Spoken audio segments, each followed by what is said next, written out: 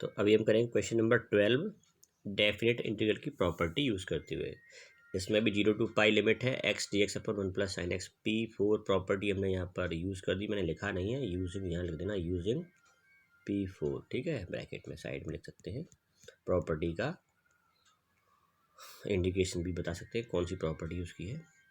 अब यहाँ एक्स को पाई माइनस एक्स लिख देंगे। ज़्यादातर मैंने देखा है कि क्वेश्चंस में P4 प्रॉपर्टी यूज़ होती है, ठीक है। अब वो डिपेंड भी करता है कि लिमिट किस हिसाब से। अगर आपको ऐसा लगता है लिमिट है -a to a, तो जो लास्ट में प्रॉपर्टी थी वो यूज़ हो जाएगी, है ना। तो अभी प्रैक्टिस करते करते हम ये चीज़ें हमें इनका आइडिया लग जाएगा। तो 0 to पाई मैंने पाई माइनस एक्स लिखा, एक्स के प्लेस पर यहाँ भी लिख दिया और यहाँ पे भी लिख दिया।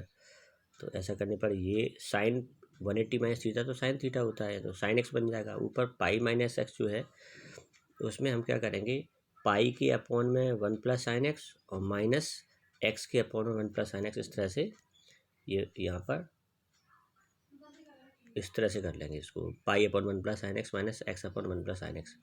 अब ये दो इंटीग्रल बन जाएंगे, एक तो इसके लिए इसके लिए और दूसरा इसके लिए। दोनों जो टर्म्स हैं उनको अलग अलग सेपरेट कर लेंगे, दो अलग अलग इंटीग्रल्स में लिख लेंगे, है ना। और बीच में माइनस साइन आएगा जो यहाँ पर इन दोनों के बीच में है।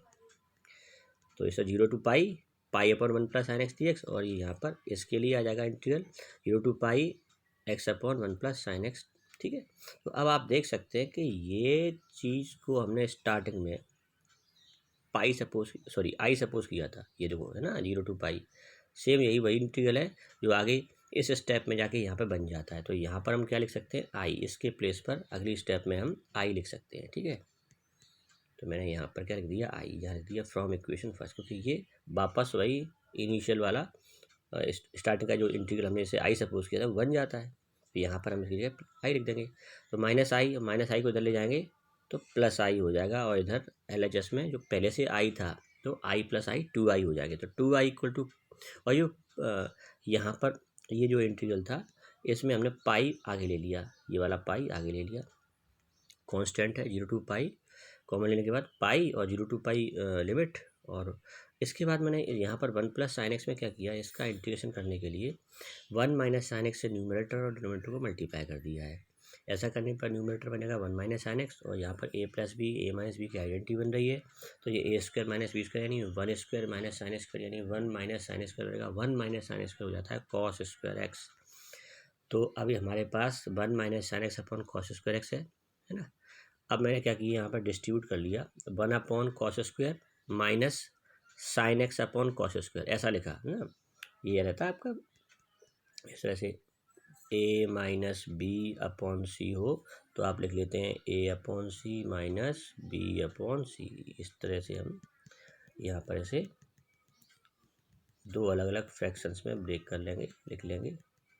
तो फर्स्ट टर्म यानी 1 अपॉन कॉस स्क्वायर, तो ये 1 upon cos square X sec square होता है। और जब हम साइन एक्स के अपॉन में कॉस स्क्वायर लिखेंगे तो इसको ऐसे लिख सकते हैं, sine X upon cos X into 1 upon cos X. तो 1 sine X upon cos X 10x बन जाता है, और 1 upon cos X sec X हो जाता है। तो सेक एक्स इंटू 10x लिख सकते हैं, sine X upon cos square x को सेक एक्स इंटू 10x लिख सकते हैं ना। तो अब इसके बाद ये हमारे पास ये है इंटीग्रेंड के फॉर्म में, ये आ गया, ठीक है, सॉल्व होने के बाद। तो आप जानते हैं सेक स्क्वायर एक्स का इंटीग्रेशन होता है 10x, है ना, और सेक एक्स इंटू 10x का होता है सेक एक्स। तो इस तरह से हमारे पास इंटीग्रेशन करने के बाद 10x माइनस साइन एक्स का जाता है, और यहाँ पर अगर हम लिमिट लगा देंगे, जो 0 to पाई लिमिट चल रही थी वो 0 to पाई इस पर लगा देंगे। और अब limit upper limit minus lower limit करते हुए इसको सॉल्व करेंगे। तो अगली ये नेक्स्ट पेज में करते हैं।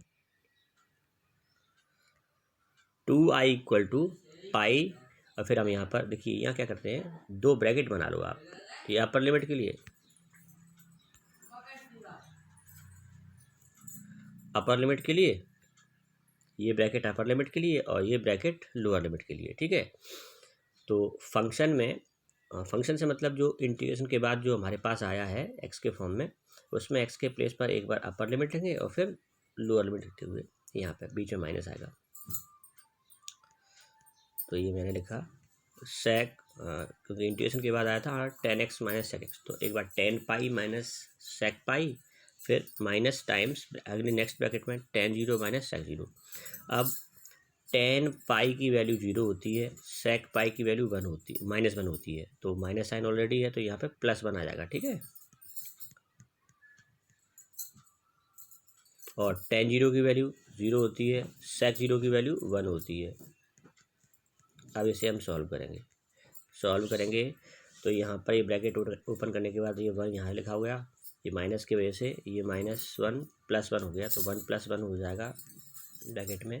तो पाई जो बाहर है ये बन जाएगा आपका 2 पाई, तो 2 से 2 कैंसिल हो गया, तो i इक्वल टू आ गया पाई। तो आप ऐसा बोल सकते हैं कि इस इंटीग्रल की वैल्यू यानी 0 to pi x dx upon 1 + sin x की वैल्यू है पाई। तो ये इसका आंसर है, ठीक है। इसके बाद हम कर लेते हैं क्वेश्चन नंबर 13, ठीक है। इसमें है -π/2 to π/2 लिमिट है, sin पावर 7x dx है। अब देखिए इसमें जो फॉर्म मिल रहा है वो कौन सा फॉर्म है, -a to a। तो अभी इस पर P4 प्रॉपर्टी यूज़ नहीं करेंगे, लेकिन हम जो लास्ट वाली प्रॉपर्टी थी वो अब देखेंगे। उसके लिए हमें क्या देखना पड़ता है कि जो इंटीग्रेंड है ना, वो इवन फंक्शन है या ऑड फंक्शन है, ये हमें देखना होता है। तो यहाँ पर मैंने यहाँ बताया कि f(x) हमने सपोज कर लिया है sin पावर x dx जो फंक्शन है ना। अब इसमें x के प्लेस पे -x लिख के देखते हैं। जैसे हम x को -x से रिप्लेस करेंगे, ये साइन जो फंक्शन है साइन ऑफ माइनस थीटा होता है माइनस साइन थीटा, और ऑड पावर लगी है तो ऑड पावर में नेगेटिव साइन रहता है। अगर यहाँ पर पावर इवन लगी होती है ना 2 4 6 8, तो फिर वो माइनस साइन प्लस में चेंज हो जाता।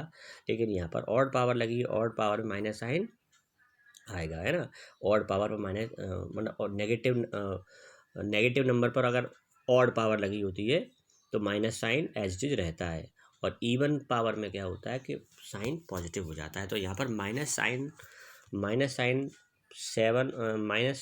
पावर 7x आएगा, और साइन पावर 7x को हमने f(x) एज्यूम किया है। तो यहाँ हम देखते हैं कि f(-x) आ रहा है माइनस टाइम्स f(x), मतलब x को -x से रिप्लेस करने पर फंक्शन पहले से माइनस टाइम्स हो जाता है। यानी ये फंक्शन कैसा है, ये ऑड फंक्शन है ना। अगर f(-x) इक्वल टू f(x) आ जाए, वापस वही फंक्शन आ जाए, तो फंक्शन कैसा होता है, इवन फंक्शन। तो हमें बस जब भी लिमिट दिख जाए -a to a, जैसे यहाँ पर -π/2 to π/2 लिखा है, यहाँ पर a मतलब π/2 है, तो -π/2 to π/2 लिमिट दिख जाती है हमें, तो हम सबसे पहले यही चेक करेंगे कि जो इंटीग्रेंड है यानी जो फंक्शन है वो इवन फंक्शन है या ऑड फंक्शन। तो यहाँ हमें पता चलता है कि ये फंक्शन तो ऑड है, क्योंकि f(-x) इक्वल टू आ रहा है माइनस टाइम्स f(x). अब हमने यहाँ पर लिख दी वो प्रॉपर्टी लिख सकते हैं, since we know -a to a f(x) dx equal to 0 because f is odd function है।